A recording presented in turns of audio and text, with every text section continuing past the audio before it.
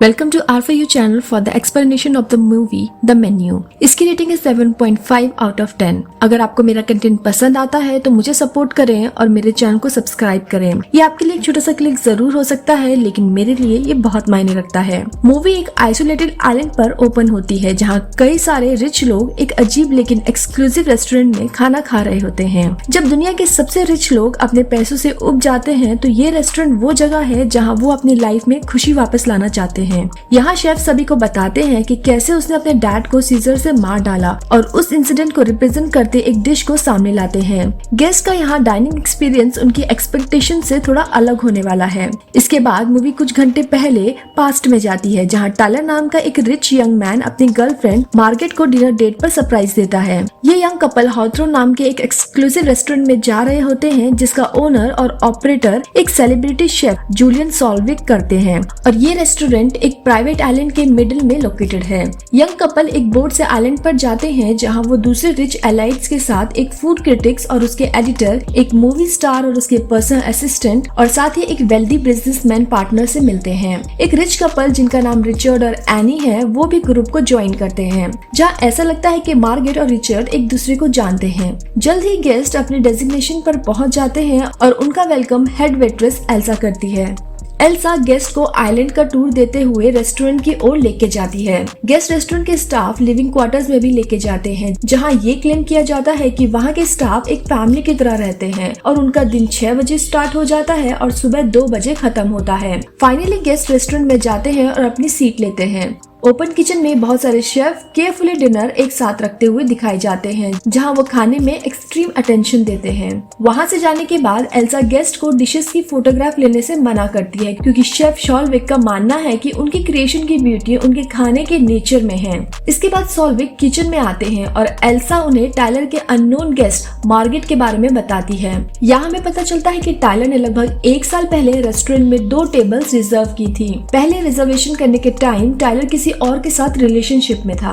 इसका मतलब है कि मार्गेट टेक्निकली रेस्टोरेंट में रजिस्टर्ड नहीं थी। सॉल्विक इससे खुश नहीं है लेकिन वो इसे इग्नोर करता है। यही डिनर पर 6 कोर्स मील होने वाला है और फर्स्ट कोर्स किचन से बाहर आता है। जैसे ही गेस्ट खाना खाना शुरू करते हैं टायलर सीक्रेटली उस डिश की एक पिक ले लेता है। सबको ये डिश पसंद आती है लेकिन मार्गेट इसे इम्प्रेस नहीं हो पाती। फिर स्टाफ दूसरी डिश को सर्व करता है और शेफ सॉल्विक फाइनली अपने गेस्ट से एड्रेस होता है। शेफ सभी को डिश को खाने के लिए नहीं बल्कि उसके टेस्ट और उसे फील करने की रिक्वेस्ट करता है। फिर शेफ गेस्ट को डिश के बारे में एक्सप्लेन करता है। मार्गेट यहाँ शेफ की इंफॉर्मेशन को समझ नहीं पाती पर यहाँ पर टायलर के आंखों में आंसू आ गए थे। टायलर अब भी डिशेस की पिक लेना जारी रखता है। टायलर मेंशन करता है कि उसे ये जगह से प्यार है मगर मार्गेट को वहाँ का खाना बिल्कुल एवरेज लगता है। बाद में शेफ गेस्ट को 5 डिफरेंट सॉसेस के बहुत छोटे पार्ट सर्व करता है लेकिन सॉस के साथ उन्हें ब्रेड नहीं देता क्योंकि शेफ का मानना है कि ये किसानों का खाना है।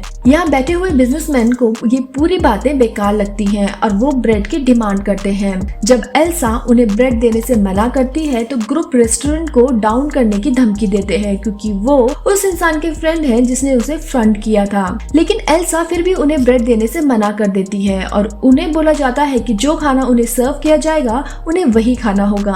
दूसरी तरफ मार्गेट भी इस कॉन्सेप्ट को रिजेक्ट करती है और खाने से मना कर देती है। ये चीज शेफ के अटेंशन खींचता है और शेफ उससे पूछता है कि क्या सब कुछ ठीक है। मार्गेट शेफ को क्लियरली कहती है कि खाने के लिए कुछ ज्यादा नहीं है। अब बाद में शेफ एक ओल्ड लेडी के पास जाता है जो खुद से खाना खा रही होती है। वो लेडी शेफ की मॉम होती है। इस बीच मार्गेट रिच आदमी रिचर्ड को देख रही होती है जिससे उसकी वाइफ को शक हो जाता है लेकिन रिचर्ड सब क्लियर कर देता है। थोड़ी देर के बाद शेफ नेक्स्ट कोर्स इंट्रोड्यूस करता है जिसे मेमोरी कहा गया है। यहाँ शेफ उस दिन को याद करता है जहाँ उसके डैड ड्रिंक कर घर पर आए थे और उसकी मॉम से झगड़ा करने लगे थे। जब बात आगे बढ़ गई तो सॉल्विक ने अपने डैड को टेलीफोन वायर से उनका गला दबा दिया और फिर उसने अपने डैड के पैरों में सीजर से अटैक किया। गेस्ट को ये स्टोरी डिस्टर्बिंग लगती है लेकिन वो ये सोचते हैं कि ये एक फेक स्टोरी है। जल्द ही गेस्ट को मीट और टैको सर्व किया जाता है। सरप्राइजिंगली हर एक टैको पर एक इमेज प्रिंट होती है जो गेस्ट की मेमोरीज होती हैं। फूड क्रिटिक्स के टैकोज में उसकी दिए गए रिव्यूज वाले रेस्टोरेंट्स की इमेजेस होती हैं। मूवी एक्टर्स के टैकोज में उसकी टॉप फ्लॉप मूवीज की इमेजेस होती हैं। इसी तरह बिजनेसमैन के टैकोज में उनके इल्लीगल बैंक के अकाउंट की डिटेल होती है। सारे गेस्ट अब एल्सा को बुलाते हैं और ये जानना चाहते हैं कि रेस्टोरेंट को ये डिटेल्स उनके बारे में कैसे पता चली, और यहाँ तक कि उस रेस्टोरेंट के बंद करने की भी धमकी दी जाती है। लेकिन एल्सा कुछ भी रिवील नहीं करती और वो वहाँ से चली जाती है। वहीं एनी के टैकोज में रिचर्ड और एक अननोन लेडी की इमेज होती है, जहाँ रिचर्ड बोलता है कि उसे नहीं पता कि उन इमेजेस का मतलब क्या है। टाइलर के टैको में एक इमेज होती है जब वो चुपके से पहले सॉल्विक की डिशेस की फोटोग्राफ ले रहा था। टाइलर इससे थोड़ा घबरा जाता है और उसे लगता है कि उसे सॉल्विक को सॉरी बोलना चाहिए, लेकिन मार्गोट गुस्से में है कि कैसे शेफ ऐसा कर सकता है और वो खाने को वापस किचन में भेजने का जोर देती है।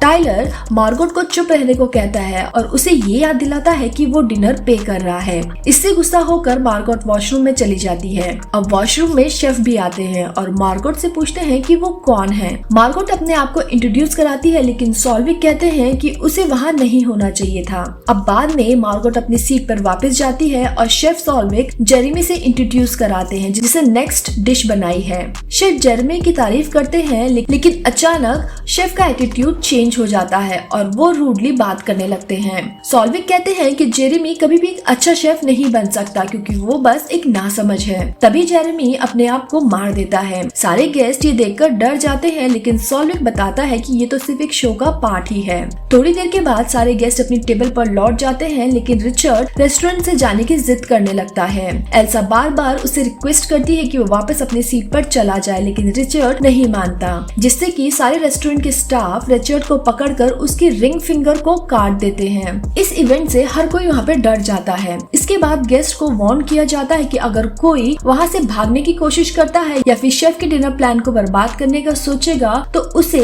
इससे भी वर्स पनिशमेंट दी जाएगी। सारे गेस्ट इसे घबराने लगते हैं, लेकिन वहीं टाइलर अपना डिनर एंजॉय कर रहा होता है। कुछ टाइम के बाद सॉल्विक मार्गोट को किचन में बुलाता है और सेकंड टाइम उससे पूछता है कि वो कौन है। शेफ यहाँ उसे सच बताने को कहता है क्योंकि उसने मेहनत से इस डिनर को प्लान किया था और मार्गोट का अनप्लान्ड विजन सब कुछ खराब कर रहा है। शेफ उसे ये भी रिवील करते हैं कि सारे गेस्ट आज रात मरने वाले हैं। सॉल्विक मार्गोट को 15 मिनट का टाइम देते हैं कि वो ये चूज करे कि वो किसके साथ मरना चाहती है। यहाँ पे मार्गोट शॉक्ड और डरी हुई है। वो अपनी टेबल पर वापस आ जाती है। नेक्स्ट कोर्स से पहले सॉल्विक अपने गेस्ट से उनसे क्वेश्चन पूछने को अलाउ करता है और एक आदमी पूछता है कि वो उनके साथ ये सब क्यों कर रहा है। सॉल्विक बताता है कि वो कई रीजंस की वजह से अपना रेस्टोरेंट चलाते चलाते थक चुका है। उसने अपने क्राफ्ट के लिए अपना पैशन खो दिया है और आज रात यहाँ आने वाला हर गेस्ट इसके लिए किसी न किसी तरह से रिस्पॉन्सिबल है। फूड क्रिटिक्स के डिनर के लिए इनवाइट किया गया था क्योंकि उसने अपनी बैड रिव्यूज के साथ कई बिजनेसेस को बंद किया था, जबकि उसका एडिटर उसके बिहेवियर को बढ़ावा देने के लिए गिल्टी है। यही रिचर्ड और एनी उसके रेस्टोरेंट के रेगुलर कस्टमर है, लेकिन कभी भी उन्होंने खाने को अप्रिशिएट नहीं किया। इवन वो कपल उस डिश का नाम भी नहीं बता सकते जो उसने उन्हें सर्व किया है।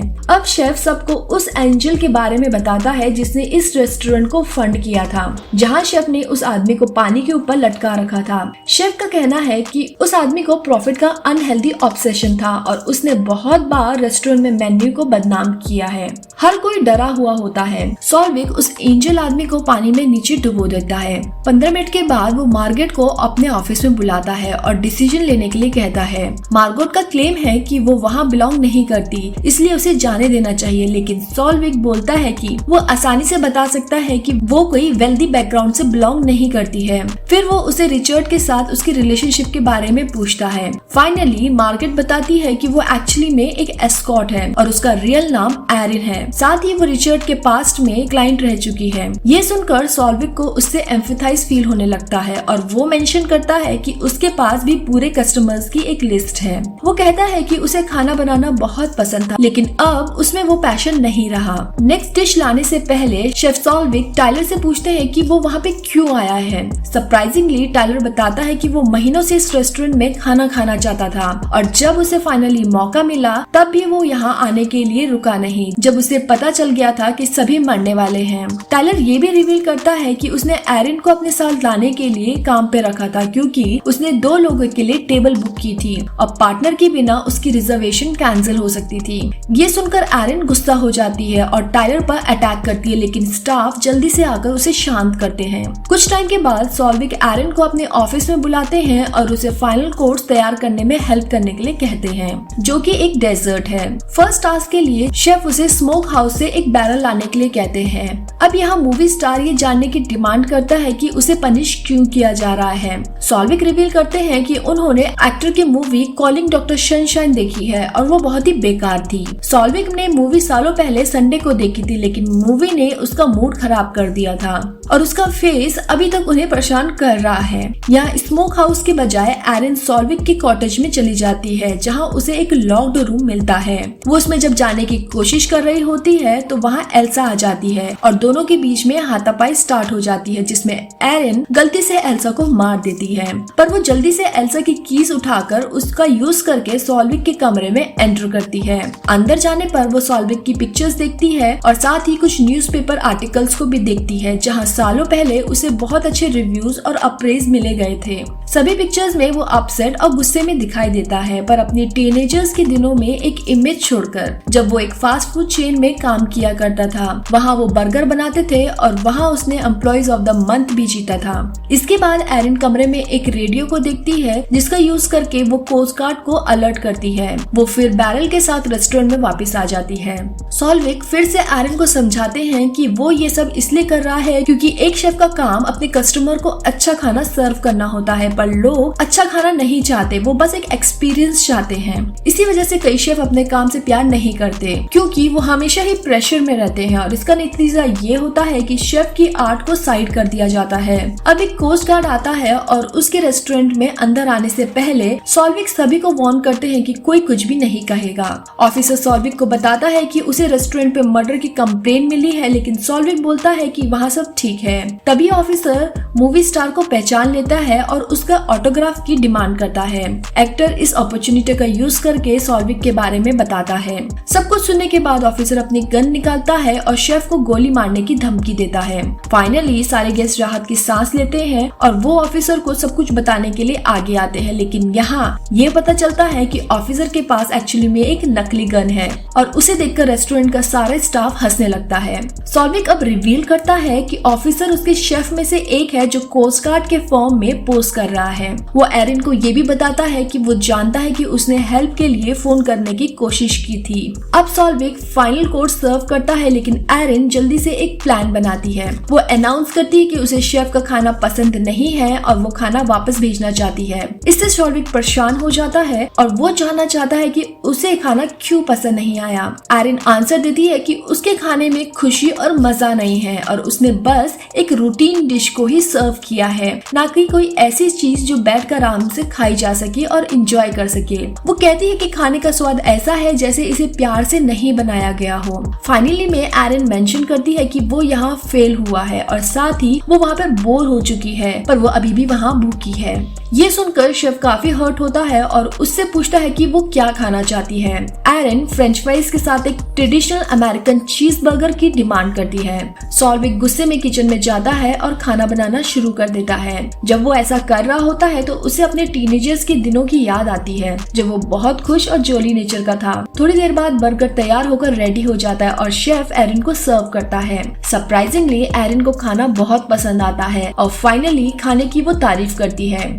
एरिन शेफ को बताती है कि उसने ज्यादा खाना सर्व किया है और क्या वो बचा हुआ खाना पार्सल ले जा सकती है। सॉल्विक बचे हुए बर्गर को पार्सल करने के लिए रेडी हो जाता है। एरिन इससे काफी रिलीफ फील करती है और जाने से पहले वो सॉल्विक को टिप भी देती है। एरिन के जाने के बाद सॉल्विक रिवील करता है कि उनमें से हर किसी ने उसकी आर्ट और लाइफ को डिस्ट्रक्ट किया है और अब वो इसका पार्ट बनेंगे। सॉल्विक और उसकी शेफ की टीम तब फाइनली डिश तैयार करते हैं और फाइनली हर गेस्ट अपने फेट को यहाँ एक्सेप्ट करने के लिए रेडी है। अब लास्ट में शेफ खुद के साथ सभी को आग लगा देता है और यही एरिन एक बोट पर आइलैंड से दूर चली जाती है क्योंकि हॉथथ्रोन आग की लपेट में आ चुका था। इस मूवी के बारे में आपकी क्या राय है कमेंट बॉक्स में मेंशन करके जरूर शेयर करिएगा। आपको चैनल का कंटेंट पसंद आता है तो लाइक और शेयर करना ना भूले और सब्सक्राइब करें अगर आपने अभी तक नहीं किया है तो। Thank you for watching, see you next time.